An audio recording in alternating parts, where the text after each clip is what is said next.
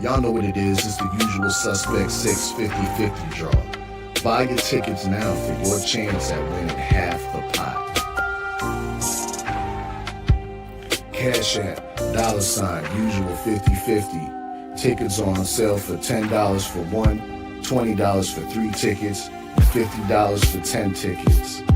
Put your desired amount, name or alias, as well as your email address, and your tickets will be set. We announce the winning ticket numbers every other Friday on Supreme Beats Boxing Talk Bullshitting on the Beltway, 8:30 p.m. Eastern Time. Remaining proceeds will go directly to the LBBC meet and greet in Las Vegas. Shout out to the LBBC. And remember, it's a usual suspect day. Y'all know what it is. It's the Find the Boxer game. Purchase a box for a chance at winning $500. One of 54 boxes has a missing boxer inside. Purchase your box or boxes by Cash Apping $ usual 50-50. Include your box number, name, and email address. Your box number will be confirmed and sent directly to your email. Each box is $20 with a 1 in 54 chance of winning. Remaining proceeds will go directly to the LBBC meet and greet in Las Vegas. Shout out to the LBBC. And remember, it's a usual suspect day.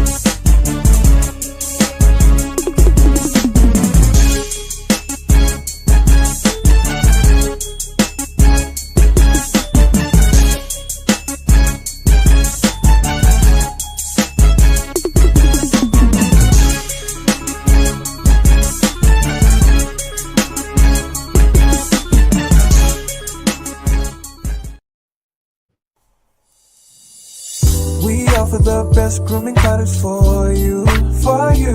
Yes, all natural and handcrafted too. We wanna help be your swagger, style, class, and luxury. We make our products tailor-made for you with high quality. Yeah. So get in style with the Black Company. To give you swagger, style, class, and luxury. Yeah. The Black Company. To give you swagger, style, class, and luxury. Yeah. Located at www.theblackgent.com.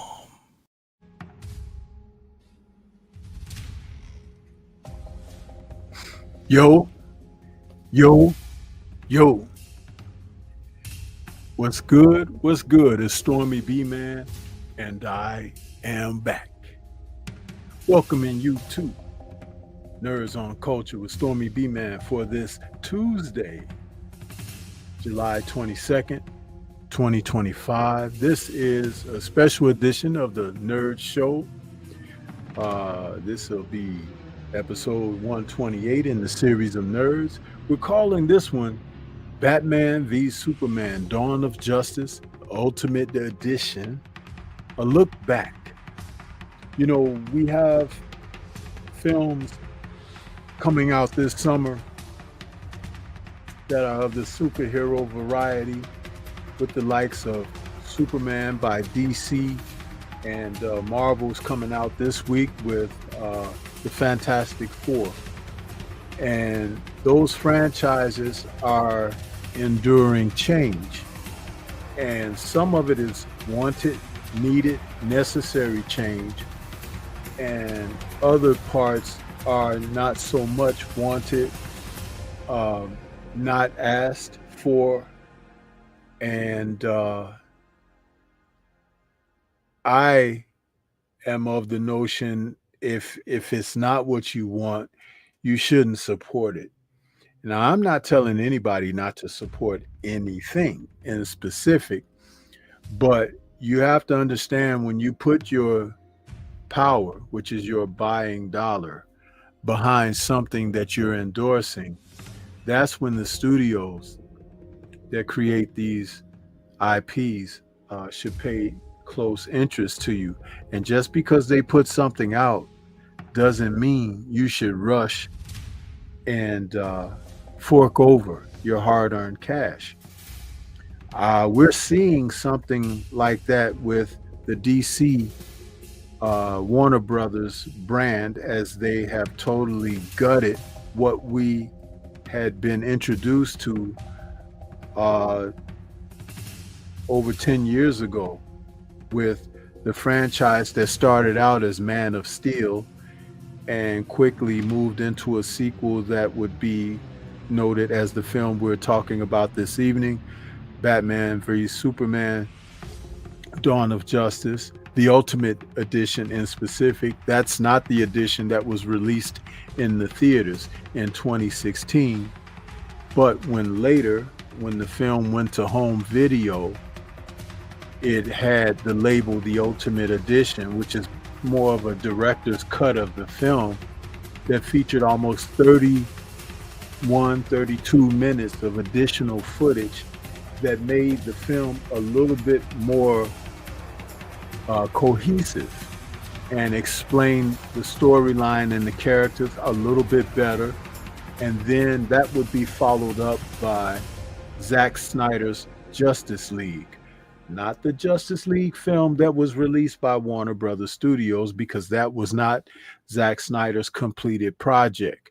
The completed project came several years later, and they released the Snyder Cut movement later that kind of forced the hand of the studios, where they allowed Snyder to re-edit and finish up the film that he had been working on prior to a family tragedy that had taken place, and he had to step away from the project. And the studios, DC Warner Brothers, brought in the gentleman that had done the first Avengers film, and that wasn't pleasant as well. So, when you think about how everything was put together, it just wasn't what people wanted, how it got released and everything. So the Snyder version of these films had a serious tone to it, a basis that kind of moved away from the humorous fare that Marvel Studios was putting out. And though it would take a bit of time for this to generate, it was still a great opposite of what Marvel Studios was doing. And the studios just wanted to make the money off of the superhero genre that Marvel had actually built the brand for. So they were trying to rush through what Snyder was doing. I consider Zack Snyder's projects more along the lines of what Peter Jackson was doing when he did the film on King Kong and when he did the Lord of the Rings series, because Peter Jackson would film a world of material for the content that was being produced, and it would be edited in kind to be able to release to the theaters, but also upon home release, he would have his, director's cuts. The director's cuts always ranged from 30 to 40 and sometimes 50 minutes more of footage of which he shot to complete his stories. And people really enjoyed the films when they were on home release. You see, the studios, they want to keep films under a certain running time so that they can get more showings in the theaters. But what they don't really realize is that if you're putting out a film that has a running time of 2.5 hours, sometimes 3 hours, the money will still be there when the audience enjoys the film. When the audience does not enjoy the film, you get them that first showing, and that's kind of it. Return visits to the theater. It's not the new butts in the seats that make these films blockbusters. It's the people who can't wait to see it a second, third time. There are people out here who are content creators that I am subscribed to, and we talk about these things where, like, one of the creators who's a nerd and follows the DC brand particularly, he was mentioning just recently that when Batman came out, the Christopher Nolan Batman film, when they came out, I think he said he saw it 13 times in the theater, and not just going by himself. He said he'd go himself, he'd go with his family, then he started going with friends, and then he would invite people to go, and it became a more involving experience. Now that may seem excessive to some, but it's not. It's a thing that what we do, and why the studio should take more meticulous care and consideration of us, because we are the ones that support the brand. When people don't like what you're doing, they're not going to show up. So this look back at this particular film and how it now stands as a classic, because one, the series is incomplete. Two, the actors and the director and producers of the film were put through such a rigmarole that it's heartbreaking to know that they all had their thoughts and desires set on putting out the best of the IP that they could. Now, this particular film introduced not only the Man of Steel and returning in Henry Cavill, but it also brought to us for the first time Ben Affleck as Bruce Wayne, Batman. And then we also had a chance to see Gal Gadot come in as Diana Prince and Wonder Woman. And this was the first time the three of those characters were together cinematically in a top Hollywood production. And though at the time, some people felt that this was kind of rushed to put them all on screen at the same time, the extended version of this film, Ultimate Edition, it kind of gave, with that extra 30 minutes, gave breathing room to what we were witnessing, but it also set up bylines of the story for a film sequel that would be Justice League.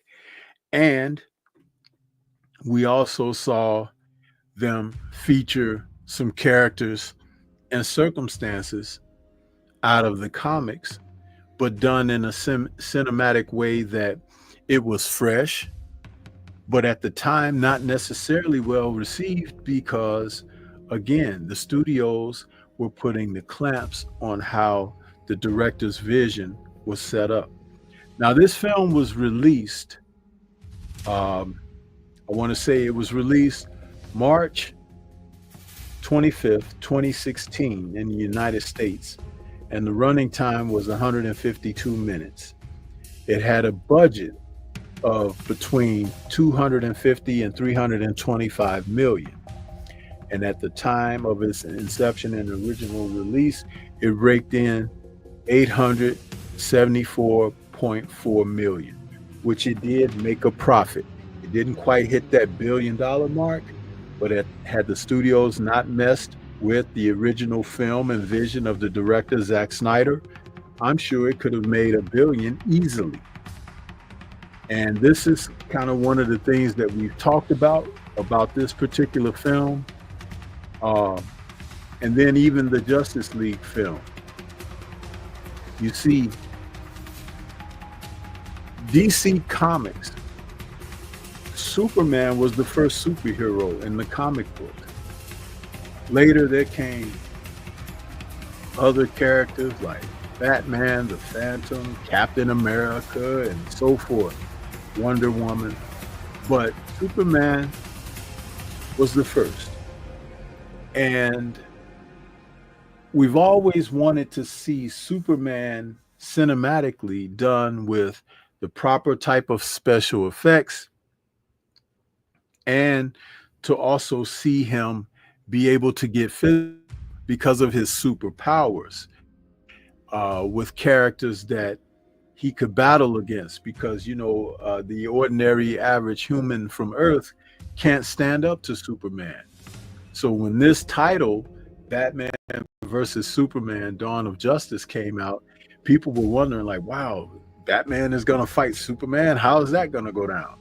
But if you know the comics, you know that Bruce Wayne / Batman had built a special suit of armor that would put him in a position to be a more formidable stand against Superman. And in the comics, they did cross paths as battling one another. And the film introduced an element of why Bruce Wayne would want to go after Superman that the comics did not quite come up with initially, but throughout the comics run, it did come around to the standpoint of Batman being mistrusting of the motives of Superman, being an alien and a godlike being on the earth, or within the earth, yellow sun and atmosphere. He felt like there needed to be someone to stand in between Kal-El, Superman, Clark Kent, and defending humans of the earth.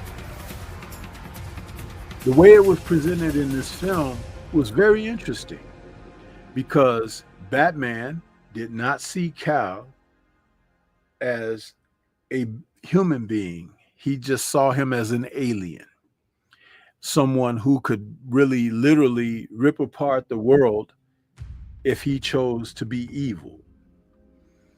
And he spent every ounce of himself looking to face this incredible entity in the best way that he could, not even knowing that there were others who shared the same sentiment, but not in the same way and not with the same goal.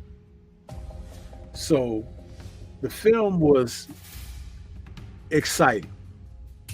You not only got a chance to see Superman punching someone toward the end of Man of Steel,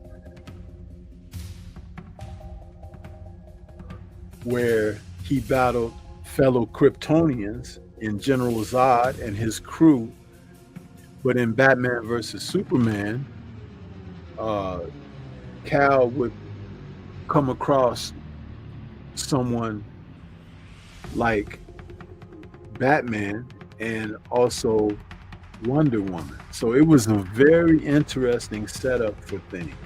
And the fact that you mentioned in the title, Dawn of Justice, this is a precursor of what would become in the future the Justice League, as these three prominent characters known as the Trinity in DC Comics: Bruce Wayne, Batman; Diana Prince, Wonder Woman; Kal-El, Clark, Superman. It was a great take in a way to bring things together, and the Warner Brothers Studios just would not allow Zack to complete his vision. But now we have in 2025 DC Studios headed by new people, including James Gunn, who comes over from the DC Marvel Studios to bring some of what they were doing over there into the DC comic realm. And a lot of people don't like that because the tone of the film, of the stories that DC produces, is totally different from the tone of what Marvel has always done. And it has been really put out there that James Gunn, when he has had his hands on comic book IP, he bastardizes the subjects, whether it's Peacemaker, whether it's the Suicide Squad, whether it's the Blue Beetle, the Flash, and now his rendition of telling a story on Superman. He hasn't done that very well. And even when he was over at Marvel Studios, he did the same thing with the characters from the Guardians of the Galaxy. If you were to read the comics of the Guardians of the Galaxy, they're absolutely nothing. The main characters of the Guardian stories, they're nothing like how they were presented cinematically with the way Gunn did it, with his storytelling. Because audiences were not familiar with those characters initially, and that was the original introduction. They received and accepted it, but only because of the success of everything that had come before. You had Iron Man, you had the Incredible Hulk, you had Captain America, you had Thor. The Avengers had launched, and then we were introduced to Black Widow and Clint Barton, aka Hawkeye, and so forth. And as this went on, introducing the Guardians, they kind of rode in on the coattails of the success of everything that had come before. So audiences were more accepting. But to take that mindset over to the DC world and realm, I feel personally it's disastrous, because you're not giving the audience in the DC realm their source material, like Marvel started out with the original Iron Man stories and everything that they did, which led us to and up toward the Avengers. So, you know, you could be happy that you're seeing live action stories of the characters that you love from the graphics, but if you're not getting the true source material, it can be very disappointing. Even when we had Christopher Nolan doing his take on Batman and the Dark Knight. It wasn't totally like the comics, but he took elements of the comics in the story. Characters such as Ra's al Ghul and so forth. He was able to make it grounded in a more realistic world where a Bruce Wayne / Batman can exist. But at least Christopher Nolan is a top-notch filmmaker. No one has never claimed that James Gunn was that. Now, when you talk about Zack Snyder, if Zack Snyder didn't know how to do anything, he knew how to shoot action and graphic type material with films like 300 and The Watchmen. It was just an amazing thing to see him come out and do Man of Steel, and to see Superman punching the fellow Kryptonians and battling them was an amazing thing on screen, because we wanted to see that for so long.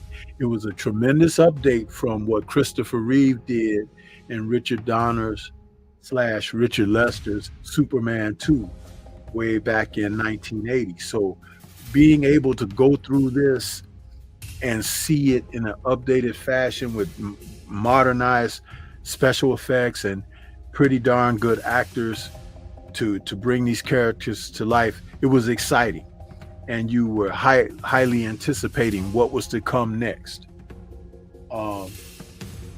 It's a shame that Snyder didn't get a chance to finish out the vision, because I believe at the end of the day, it would have resonated everything that Marvel had done through its initial stage.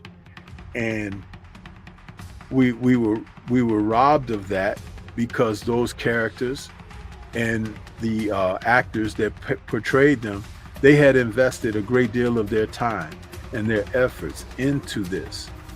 And that's just something that, again, like I said, the studios need to pay attention to the fair.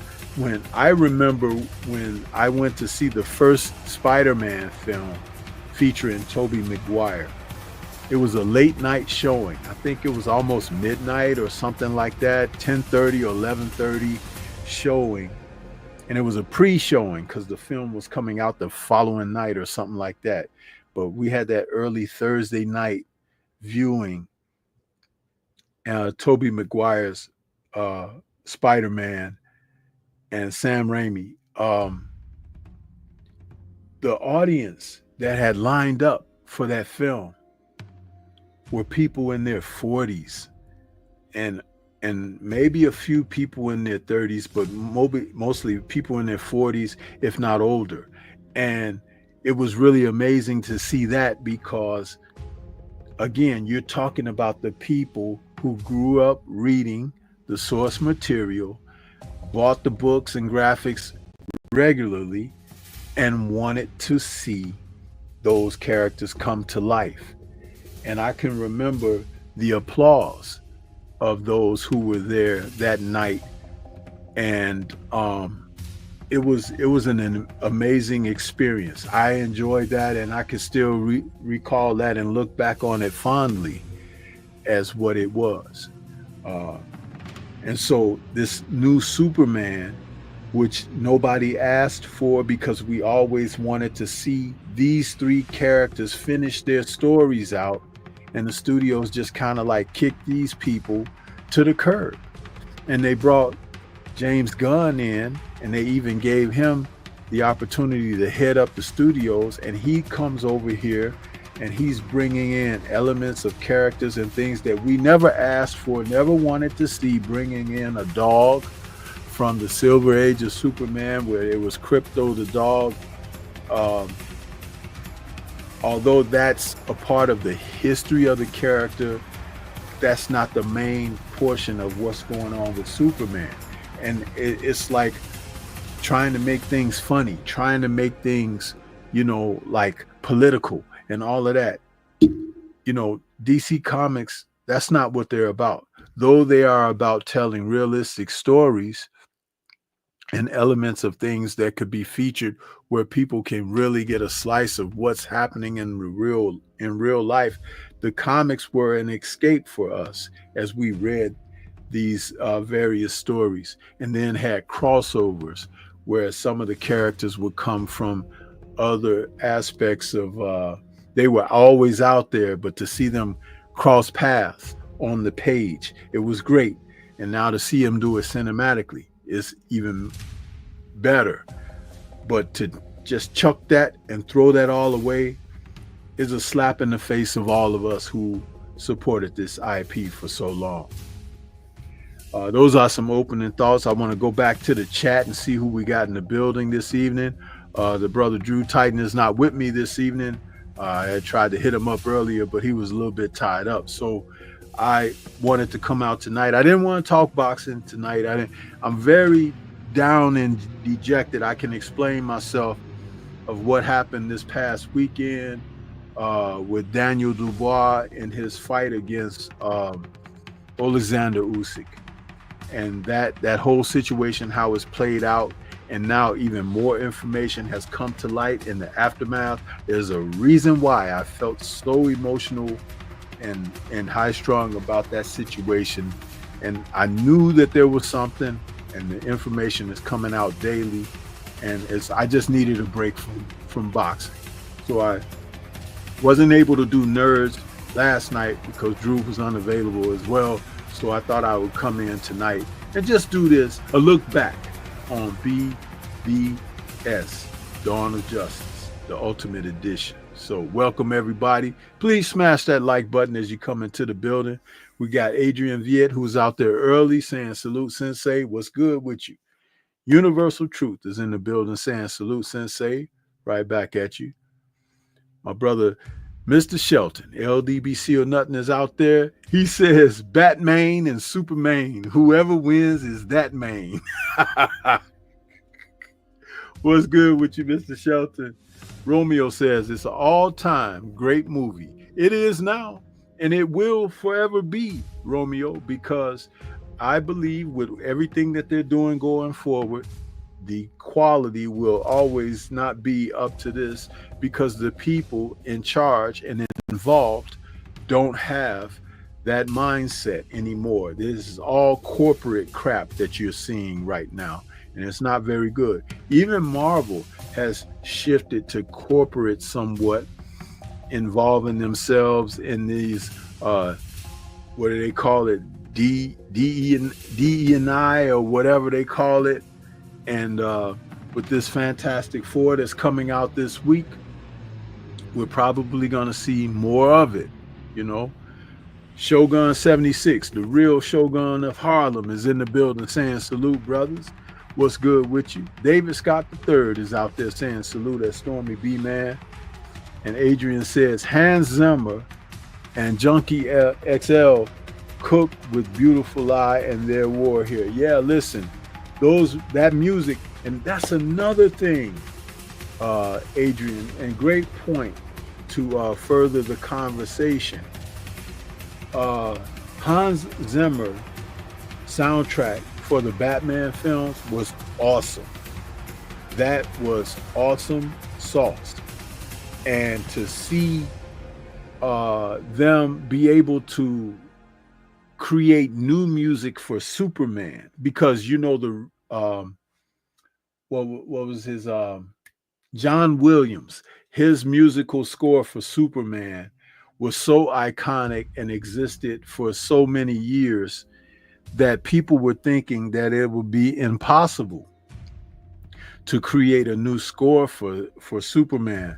But Hans Zimmer's score is awesome, especially for this modern take on Superman, because the Richard Donner soundtrack for Superman, you can almost even hear they say dun, dun, dun, Superman in the music, right? Well, Hans Zimmer, that kind of brooding, low tune that kind of rises with excitement as it goes on. I thought it was perfect. and for the way that Zack Snyder shot the action and everything, it was amazing. The opening few minutes of BVS is a recount of Superman's third act battle from Man of Steel with General Zod. And the interesting take was it was being captured from a new perspective. Bruce Wayne in Gotham witnessing in Metropolis witnessing everything that was going on.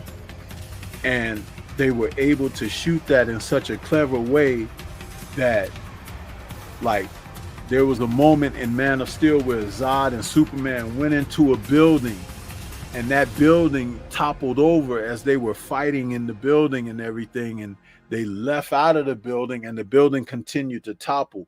That was in Man of Steel.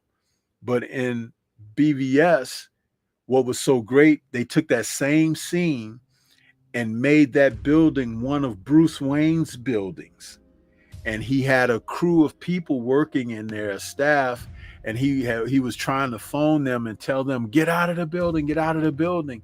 And the building began to topple after Zod and Superman had crashed into it while they were fighting. And so lots of people lost their lives. And that even made Bruce Wayne more angry about Superman, because it's like, here he is, all this mass destruction and no care for human life from Batman Bruce Wayne's perspective. It was great to see that they did that, and that's how they connected the films. I thought it was very clever that they did that. And the music that was the overlay while we watched that type of action was really, really intense. Yeah. The brother Drew Titan is in the chat, though. He's out there. He says, nerds on deck. What's good with you? Mr. Shelton is saying, up. Tay, the real queen of MMA and combat talk, is in the building saying, Team Superman all day, my favorite superhero. Yeah. She says, where's Ack? Laugh out loud, Ack Wayne. Yeah, where is he? That brother's gone missing, man. What's going on? I ain't heard from him. She says, good evening, Seafood. What's going on with you, Tay? Good to see you out there. Appreciate you stopping in there. Prolific One is out there saying, salute to Sensei. Adrian Viet says, currently Man of Steel and Zack Snyder's Justice League viewership increased by 206%. Listen, you know what that is? That's people watching what they went to the movies to watch, because this new Superman 2025 is out. And then they're going back to those films because they really didn't like what they were seeing with this new stuff. And so they go back and they review this other stuff and they watch it over and over again. And they say, you know what? Even if I kind of so half-hearted liked it at first, I really realized this was better than what's out here today. And that's an amazing thing within itself, because there is a movement out here called Wallets Closed, to not go see this film. But I'm telling you, my protest of not seeing the film, it's not James Gunn. It's not the new people who are cast as the characters that we are familiar with. It's the studio and how they did Henry Cavill and Zack Snyder. The way that the studio treated those two men when they have reflected nothing but professionalism and had given and delivered the type of efforts that we look for. That was a stab to my intelligence, that you would rip that away from me when that's what I wanted, as an adult, as a hardworking person every day, and you take your hard-earned cash and you want to escape the ho-hum life and mundane thing about your everyday living and just go into a place where you can enjoy something. They rip that away from us. And I don't want DC to be funny and comedic like Marvel. I want them to be different.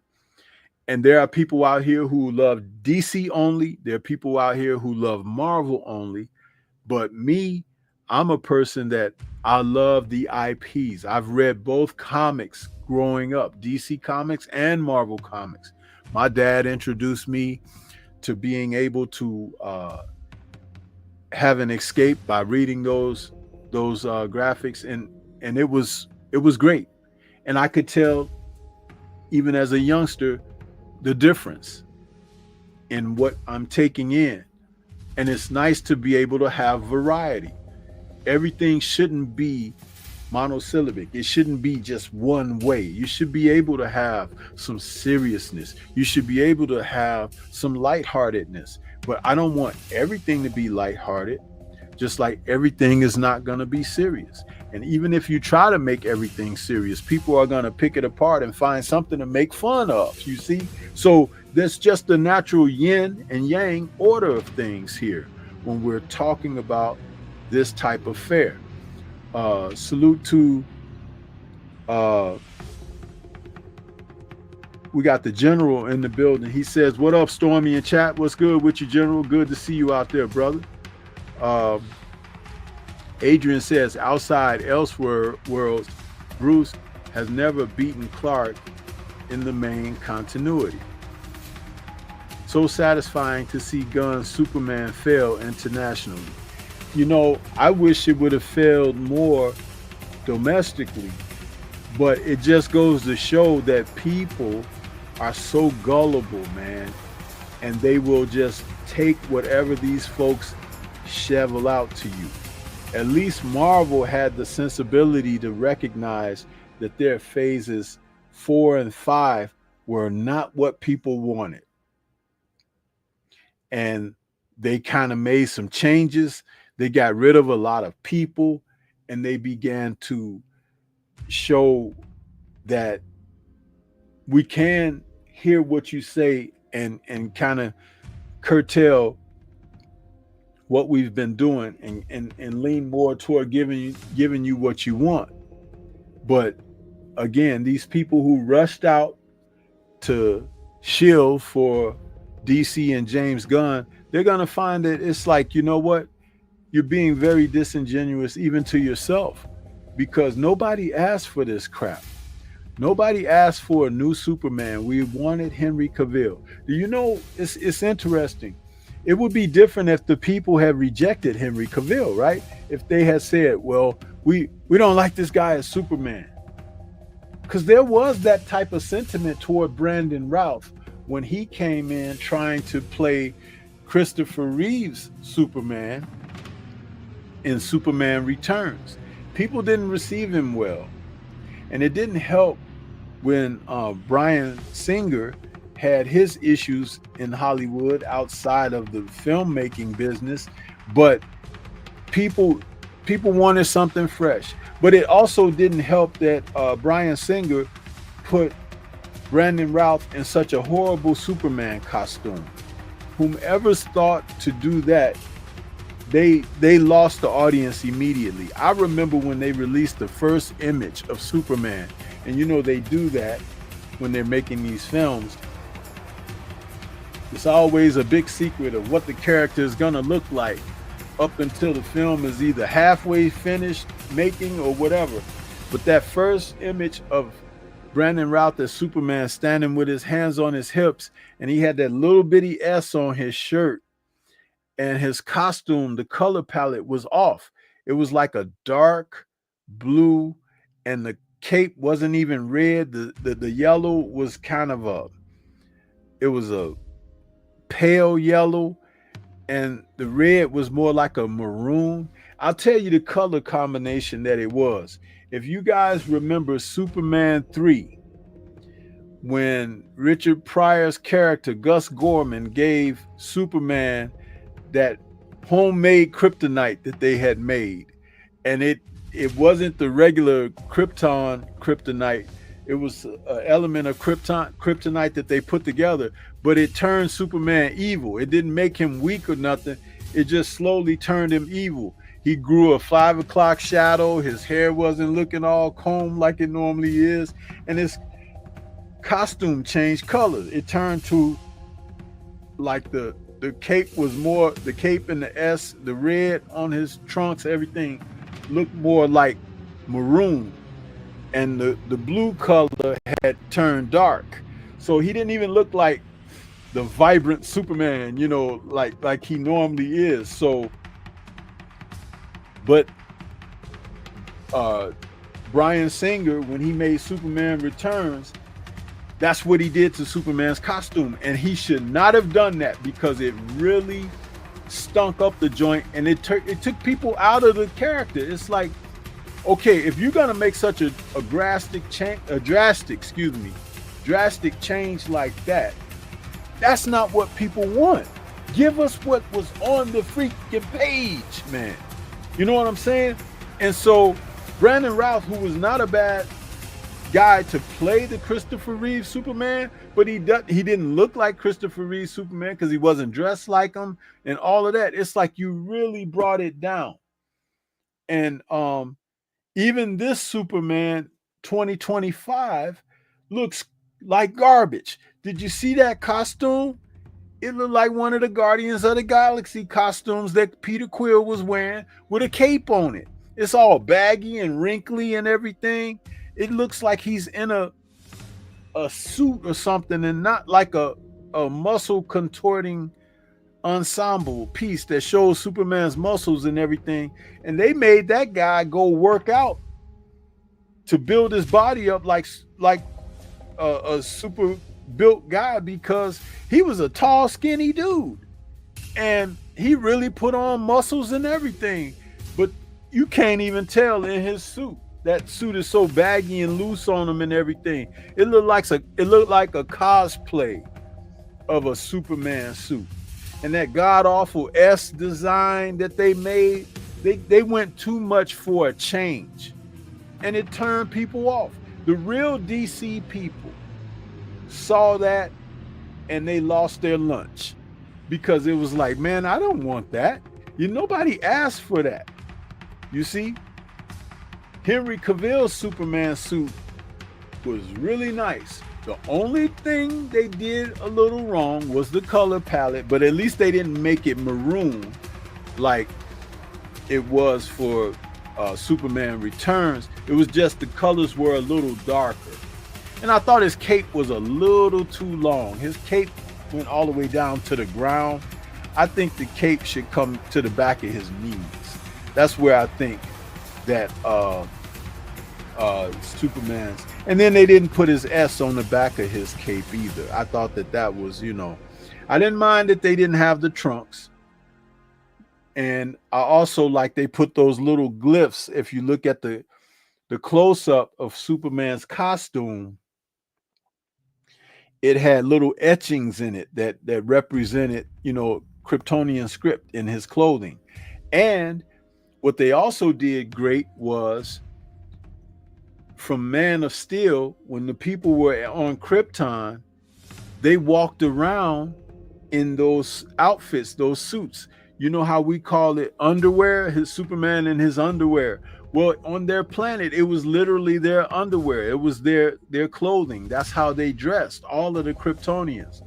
And the warriors, like General Zod or council people, they had armor type material that they put over their underwear, their body wear.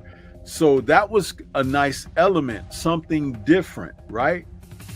And so when you see Kal-El turn into Superman, he's wearing his long underwear, but it's like there was a symmetry to it all. There was a story behind it. It had reasoning. This dude in this new Superman, James Gunn seemed to change things just for the sake of he can. And that's what I really don't like about him, because when he does those type of things, he's actually insulting the people who have followed the IP for so long. Source material is very important, people.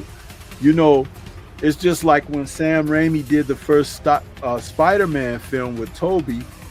The only thing he did wrong was had Toby's Peter Parker shoot his webs organically coming out of his wrist, not making his own web fluid and stuff like that.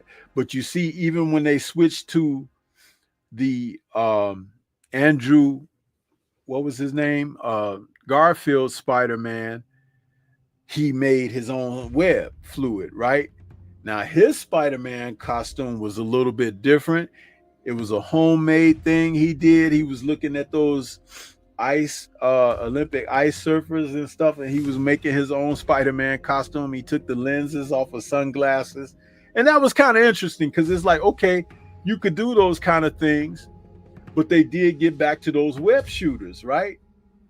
And of course, with Tom Holland's Spider-Man, they definitely had the Spider-Man with web shooters. But Toby's Spider-Man, his suit, he looked great as Spider-Man. That was something that people really appreciated. When by the time Tom Holland is doing Spider-Man, what's good about him is the fact that he, you know, he had his own little suit that he made. Then Tony Stark gave him a suit, and then he had the Iron Spider suit. That was all cool. You know, it was modernized. It brought him up to speed. But DC, they're in a bad place, man, with what Gunn is doing, because, as to use the term that I had heard some of the other people who have been against what he's doing along with DC Studios, they're bastardizing the IP. Gal Gadot, when they decided to hire her as Wonder Woman, and I remember her from the Fast and Furious films, right? And she was the character that supposedly had died and fell off the plane or whatever. She ended up coming back. How, I don't know. But anyway, that character she played, she was so slender and everything. I was like, no, I can't see her as a Wonder Woman. But man, she put on a little bit of muscle for her frame, and with her natural accent that she has, because I do believe that she's from Israel. She's an Israeli. So she has this accent when she speaks. It suited her Diana Prince very well. And she turned out to be every bit as good as a Wonder Woman as Christopher Reeve originally was as a Superman. So I really have an appreciation for what Gal brought to that role. I never really heard Zack Snyder sit down and speak on why he chose her, but it was a heck of a choice because her Wonder Woman film was magnificent. And, you know, that's the kind of thing that you like to see. Those characters jump off the page and become in flesh and blood what you imagine them as when you were reading them on the page. Great stuff. So Universal Truth is out there. He's saluting 78. Adrian says, indeed, Sensei, that's why I love Cavill's costume. It resembled the Kryptonian armor the New 52 version wore. Growing with Soul is in the building saying, blessings, Sensei. What's going on with you? Good to see you out there. And Adrian says, Gunn looked like a CW version. It looked worse than that because that young man that played Superman on Superman and Lois, he looks like a better Superman in costume than what James Gunn did. And did you see that James Gunn had that show taken off of the air even though it was very popular? See, James Gunn is just horribly ruining the DC brand, man. He's doing so many different things and he lies about everything. That guy has told more lies than a politician. And he's still out here doing stuff. He's just ruining the IP of these comics and stuff. I don't know when they're gonna pump the brakes on that, but they're trying to say that this movie is successful, and it's not. If it's not successful internationally, it's not success. And what he's done,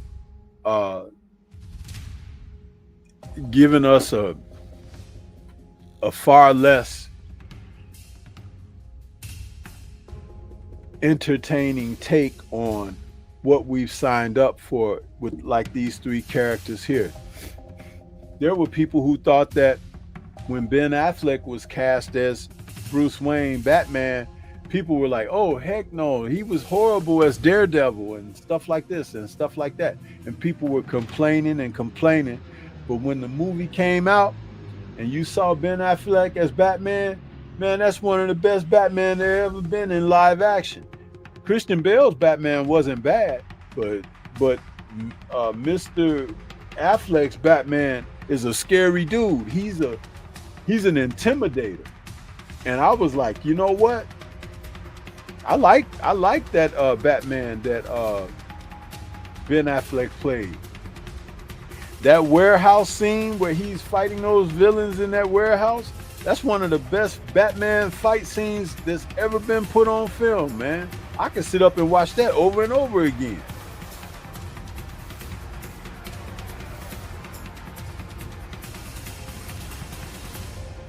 Jimmy Bernard out there, what's good, Sensei? He says, salute to the chat. Salute to you, Jimmy Bernard. Good to see you.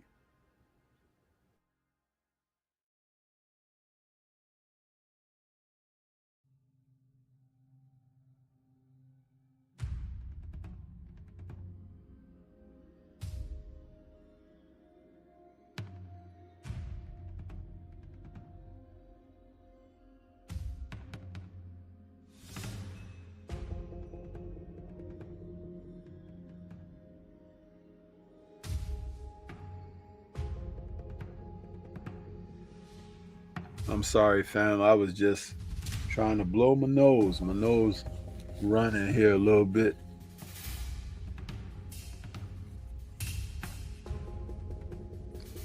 Adrian says, Batfleck looks straight from Arkham games. That's how good he is. Yeah, he looked, you know what? And see, credit goes to Zack Snyder. Zack Snyder put him in that bat suit with the big, thick bat on the chest. That's straight out of what's his name that did those comics, the graphics.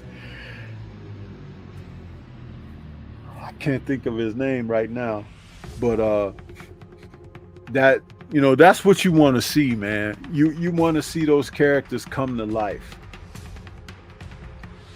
You want to see them come to life. David Scott III says Christian's voice was terrible as Batman. Yeah. Frank Miller. Yeah, thank you there, Young Deezy. Young Deezy, you've been laying back in the cut. I didn't see you out there in the chat earlier. But yeah, you know, this film right here, Dawn of Justice, is a lot better than how it was received when it came out, and especially since you have seen what they have done with the IPs since the films were made. You know what I mean? But this is a great film. It is a great film. You know, it's a great film. Even when they brought in Doomsday in the film, I didn't like the fact that they made him based off of Zod's body and all of that. But what interesting detail that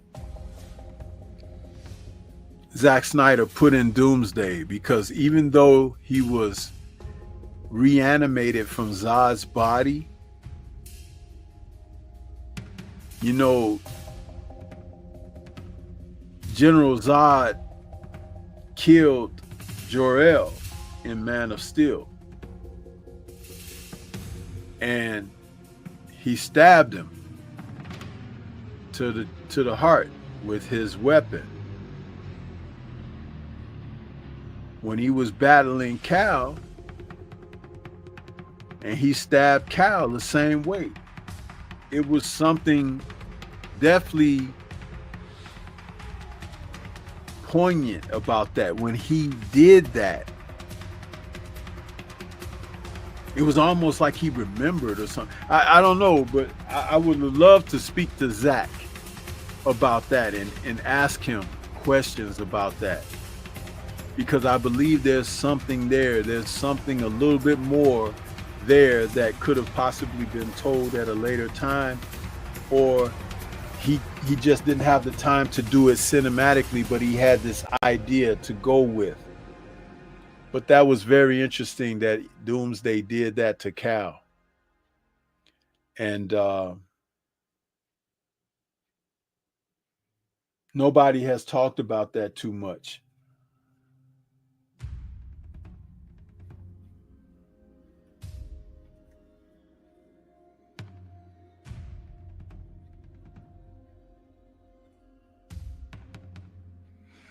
Adrian says the thing is, the Doomsday in BVS is just a clone of the original.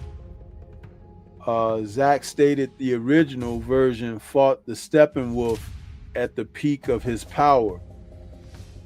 They were the reason why Krypton's moon was broken. Okay, I see. I hadn't gone into that. Adrian, where'd you get all that information? Was that from the graphics? Because I did not read them, so I would not have known that. But that's interesting, very interesting. But what I did notice that as the Doomsday in BVS, when he took more trauma, his body was mutating constantly, similar to Shin Godzilla. When Shin Godzilla took damage from the military shooting him and bombing him and stuff, his body would mutate, and then he would like molt and shed his skin and become a different creature each and every time. Sometimes he'd be sitting up for hours at a time and he won't move until his body started morphing. So in BVS, when Doomsday, when they were doing these different things to him and he was taking trauma, his body was changing and he was starting to look more and more like the Doomsday, that how they draw him in the graphics. But I thought that was kind of interesting because at first he didn't look like that. He just looked like some kind of a troll or something, right? But then when they nuked him, he really started, those bones and stuff started coming out of him, and different stuff like that. I thought that was very interesting that they did that. So yeah. But I enjoyed it. I could kind of see where Zach was going. But yeah. Yeah.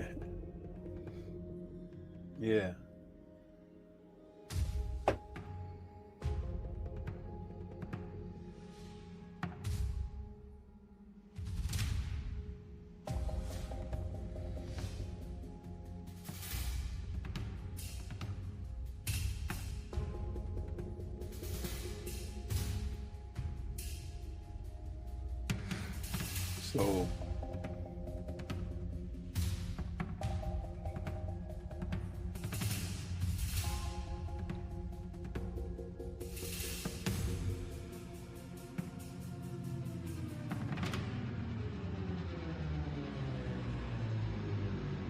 anybody got some thoughts on this? I mean, because like I said, talking about this film, I'm not going to see the new Superman. They will not be getting my box office coin for that. You bring Henry Cavill back in at Black Adam and tell audiences that he's back and the cape is going to be coming back and this and that, only to turn around and say, psych your mind, your booty shine. It's crazy.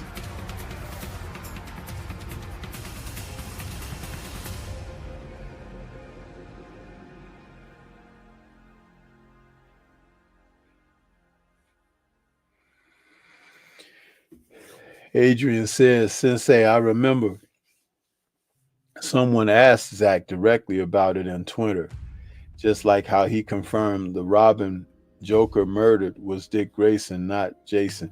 Listen, I figured that was Dick Grayson's Robin. And see, I'm going to say this. I don't know Zach. I haven't spoken with him personally, but I am smart enough to know that you have to be able to pick up on things. It's a dumb audience that needs to be told every little detail. But I don't. If you guys notice that Wayne Manor in BVS was an old dilapidated building that looked like it had like a mansion that had been burned down or something. The structure was still there, but on the estate was also a tomb for his parents. But that building,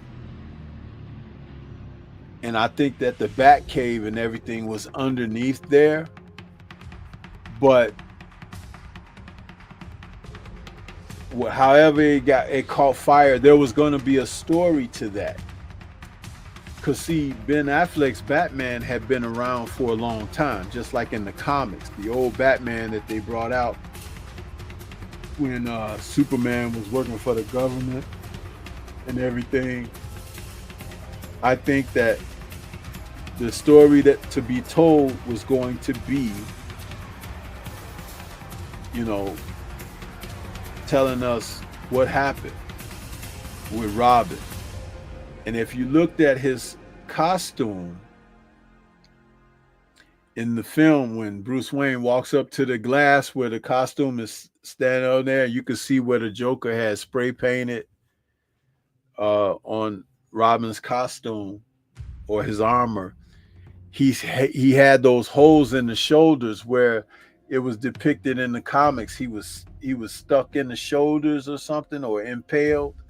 Well, apparently there was going to be a story, and I believe if they branched off into Ben Affleck having his own Batman movie, there was going to be like backstory where they would tell that story and tell you what happened. But DC Warner Brothers, they just messed up, man. There's two castings that I think that they got wrong. That young man Ezra Miller, I don't think he should have been cast as the Flash. And I don't think Jason Momoa should have been cast as Aquaman. I think that Patrick Wilson would have been a better Aquaman. The guy who ends up playing his brother in the Aquaman movie, he would have been a better Aquaman. He was Hawkman in the Watchmen, remember? I think he would have been a better Aquaman. He's blonde. I don't know if he's got blue eyes, but yeah, But they kind of messed up with that. But they should have, they should have. Adrian says Jason worked better as Lobo. I don't care what he was. Marvel tried to get him to be Drax when they were first shooting Guardians. So he turned that down for whatever reason, and Dave Bautista got that role. Dave Bautista made a good Drax, but they bastardized his character. He's nothing like he was in the comics. Drax was hell-bent on killing Thanos, and he was an assassin and a type of a killer. They called him in the comics Drax the Destroyer because he was a real, dig down deep, murderous type of a character out there, strong like the Incredible Hulk somewhat, and in one version of the comics, I think he even murdered Thanos. But they played him for jokes in the Marvel films, and that's not who Drax was. Just like they said that Gamora was like the deadliest woman in the galaxy or whatever, but she didn't come across like that. She didn't come across like that.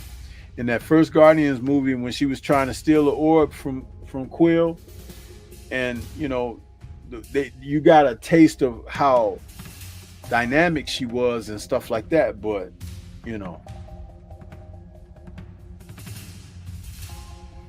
the closest to the comics was Rocket, and that was only because he's a raccoon character and you could do a voice dub over and everything, but Rocket is, but I mean, But again, James Gunn, he got away with that because people didn't know who those characters truly were. Only a die-hard comic reader would have been able to tell you about those characters. And he got away with not being able to present and flesh them out like they're supposed to be. But I'm going to tell you something. What he does, I'm talking about James Gunn, he takes the characters, he makes silly things, and he likes to play rock songs and stuff like that. Instead of telling narratives and stuff, he plays music and stuff in there. And you can't do that with everything. It was kind of a new novelty introduced in the Marvel films, but it kind of got them away from what they did very successfully. The early Marvel films were not like that. The only character that had the music that was kind of back in him was Tony Stark's Iron Man. And that was kind of like he was a loose cannon, which was kind of a high wire act, which is okay, you know. But Cap, Hulk, Thor, those characters were a little bit different.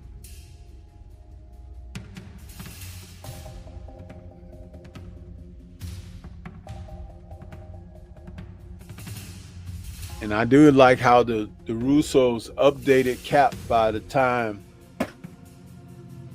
we got around to the Winter Soldier. They modernized Cap, you know, which was great to see him, you know, modernized like that. But that whole thing with Taika Waititi coming in with Thor Love and Thunder and Thor Ragnarok to a lesser degree, I mean, we don't need all that silliness, man. We don't. A little humor here and there, that's okay.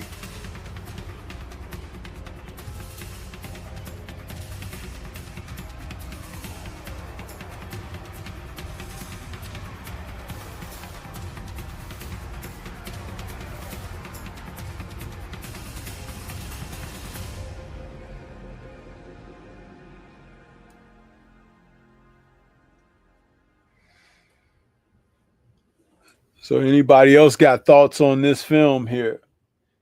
Dawn of Justice, the Ultimate Edition. I ain't talking about the theatrical. The Ultimate Edition.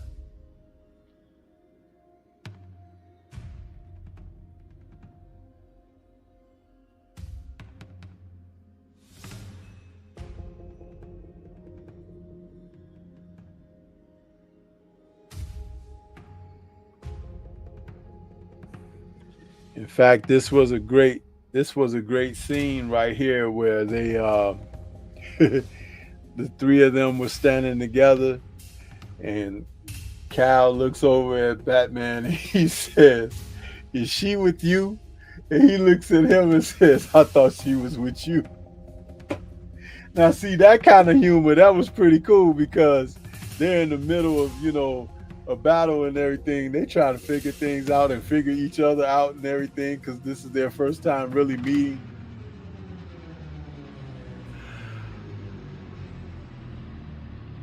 Yeah, I thought that was cool.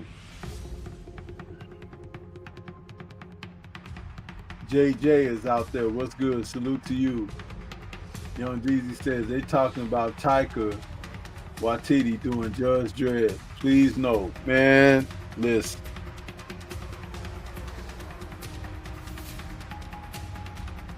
Nobody should ever let Taika near a director's chair again, man. Not for any comic book films or graphic IP, you know, they just keep him away from that stuff.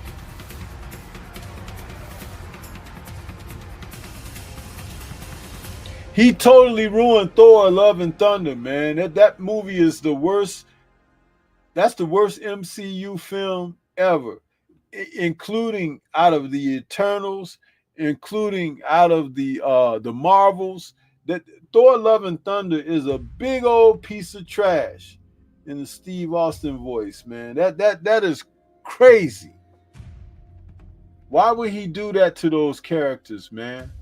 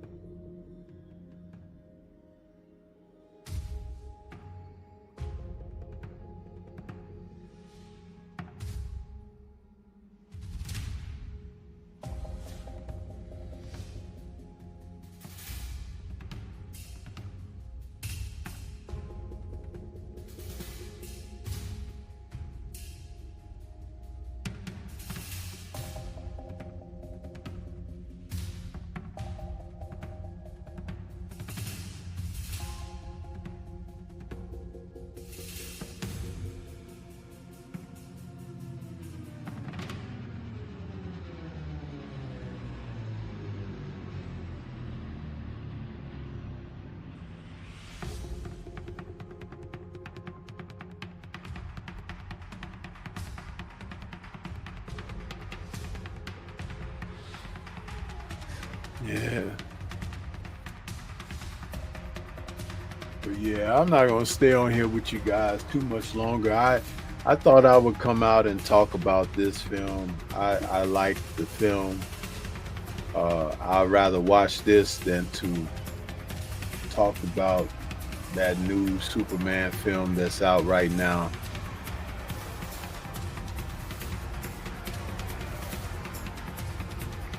Young DZ, no, we haven't talked about the first Ninja Turtles film yet. We haven't talked about that yet. But we're going to get around to it because, again, those films, it's like, you know, there's so much to talk about, man. It's like it's not that we're excluding anything. It's just that we come up with different subjects, you know, and we cook like that. There are more rom-coms we want to talk about. There are more scary films we want to talk about, sci-fi, films like that, what you just mentioned, the original Ninja Turtles, those kind of films. Yeah. I mean, we do the show once a week, you know, and when we can, because sometimes schedules permit us to have to postpone stuff. Everyday life happens. Just like, you know, Drew wasn't able to be available this evening. So, you know, yeah.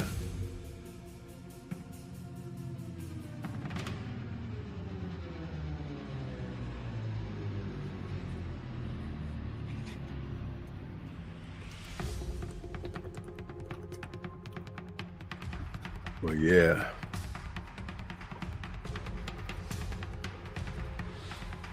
Yeah, Final Destination. Yeah, those kind of films. The Jason films. I think we did do Chucky.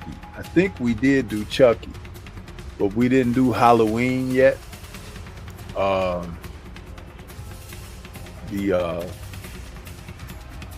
What's the movie with what's her name? Resident Evil films. So yeah, we have plenty of, you know. Yeah, Adrian, we did Terminator. We talked about Terminator.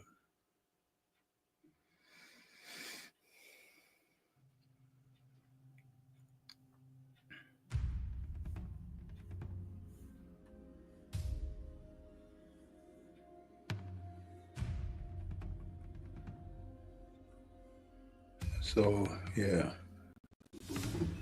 But you know, you guys are trying to drop names in the chat. Listen, we got a whole catalog, bro. We done wrote down shows to do for the future. So we're never at a loss of material. We just have to, you know, present it each time we go live, we decide, oh, we're gonna do this show, we're gonna do that show. But we have written down, we probably got over 50 shows that we've planned already. Already planned. You see, and Drew didn't even know I was doing this one tonight. This is spontaneous. It's a pop-up because we didn't do anything yesterday, so we didn't have a show planned for yesterday. because we weren't going to be doing it. But I did this out of spontaneity. See? And I wanted to talk about this film a little more in detail, as opposed to why I am not supporting what they just put out. So yeah.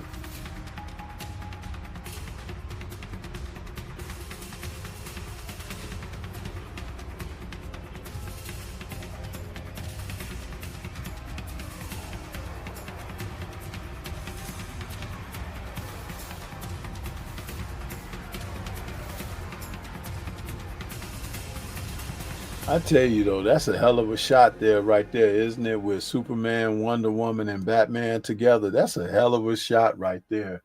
Zack Snyder knows how to frame action, man.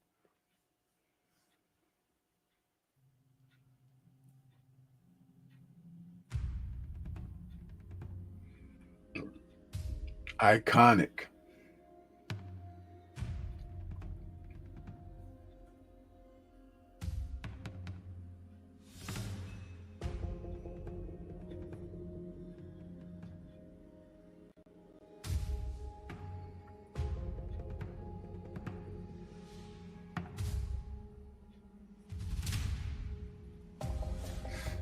Yeah.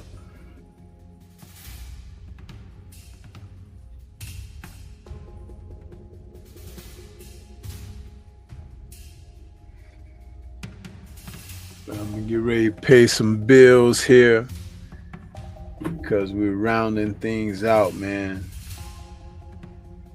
I thank everybody for tuning in, though. You guys are pretty cool for doing that on a Tuesday, because you know I don't usually do the Nerds on Tuesday, but I'm taking a little break from boxing. So let me hit you guys with a little bit of the commercial break, huh?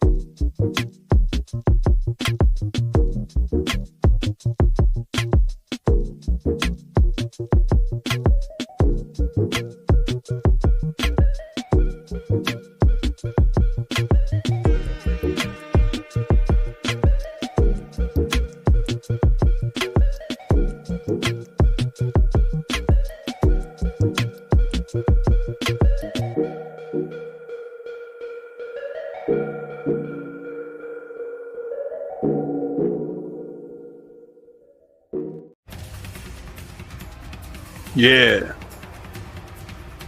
So with that being said, you guys, we're going to get on up out of here. I appreciate everybody that came out to check me out this evening. Thank you. Don't forget to share the content, man. We have great conversations on Nerds. talking about our favorite fare and whatever's going on within the culture, because it's not just about movies, it's about the culture. And we do that.